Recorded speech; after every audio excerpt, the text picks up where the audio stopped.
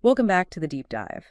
It is February 22, 2026, and today we're looking at that little piece of plastic sitting in your wallet right now. Yeah, it's really a tale of two products, honestly. It is a frictionless payment rail, but also a math problem that can just completely explode if you handle it wrong. Exactly. I mean, it's basically two completely different things depending on how your brain is wired to spend. Right, because for one person, it's a free short-term loan with perks. For another, it is an exponentially compounding debt trap.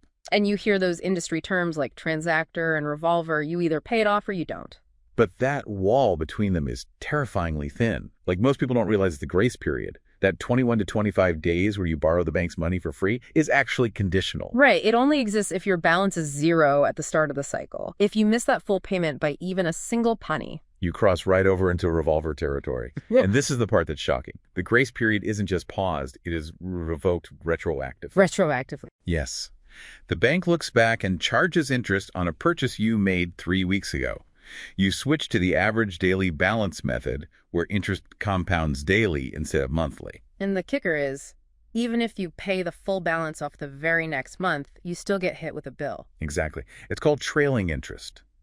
Because interest accrues daily, there is a lag between the statement closing and your payment actually arriving. So you're basically paying for the past, even when you think you are totally in the clear. That is brutal. It really is. But the banks have another weapon, which is your own biology.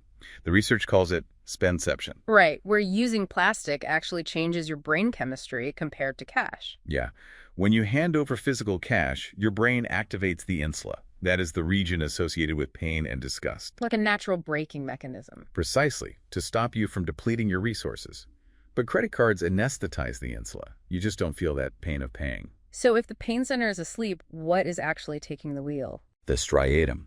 That's your reward and addiction center. Yeah. It's like cutting the brake lines and stepping on the gas at the exact same time. Wow. There was this study showing people planning a party. They were willing to spend $145 with cash.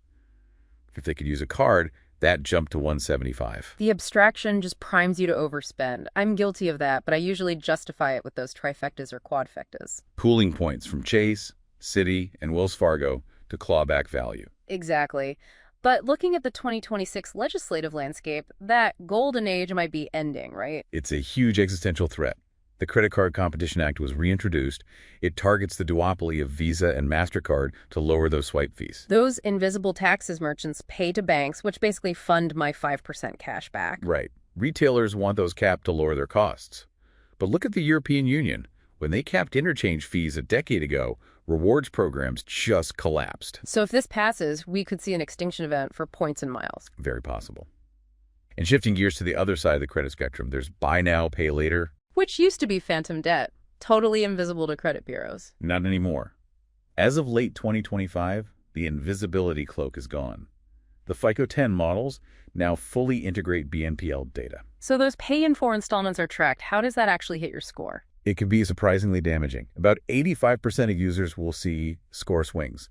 Simply opening those short-term accounts drags down your average age of accounts. Even if you pay perfectly, your record looks unstable. And wrapping up the regulatory update, the war on late fees really hit a wall. It did. Early 2025, the courts vacated the CFPB's attempt to cap late fees at $8. Banks argued they need higher deterrent fees. So those $30 or $40 penalties are here to stay. They are. So we're fighting spendception in our brains, dealing with trailing interest, and facing a future where rewards might vanish while BNPL drags down our scores. Knowledge really is your only defense against that entire combination. A lot to think about before your next swipe. That is a wrap for this deep dive. One final provocative thought for you to explore on your own. If legislation does kill the rewards ecosystem, stripping away all those points and miles, is the anesthetized convenience of a credit card still worth the neurological risk of overspending?